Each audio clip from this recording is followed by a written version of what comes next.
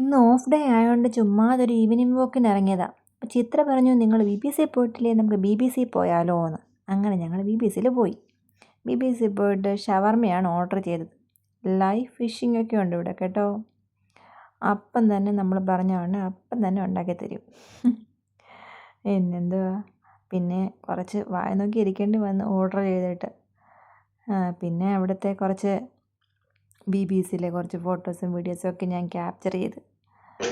കാണാനൊക്കെ നല്ല ഭംഗിയുണ്ട്, നല്ല ആംബിയൻസ് ഉണ്ട് കാണാൻ. ഇതൊക്കെയാണ് അവിടുത്തെ കാഴ്ചകൾ. പിന്നെ ഷവർമ ഓർഡർ ചെയ്തത് വന്നു, ഷവർമ എത്തി.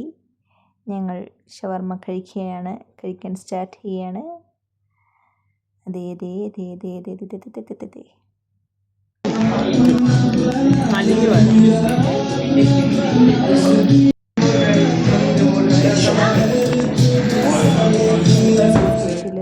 ഫലൂഡയോ ഐസ്ക്രീം വന്നു.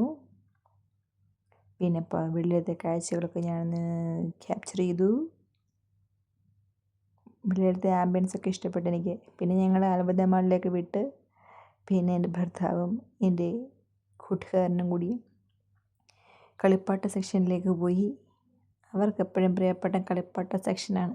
പുതിയ പുതിയ കാറുകൾ കണ്ടുപിടിച്ച് അതിൻ്റെ ഭംഗികൾ കണ്ടുപിടിച്ചു. അതിന് ഡോറുണ്ട്, അതിന് ബാക്ക് ഡോറുണ്ട്, അതിന് ഈ ഡോറുണ്ട് എന്നൊക്കെ പറഞ്ഞ് വർണ്ണനയിലാണ്.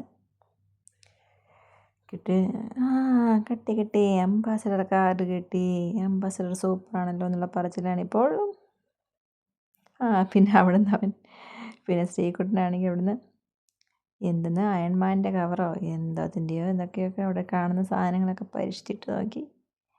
ഒരു രസമൊക്കെ തോന്നി.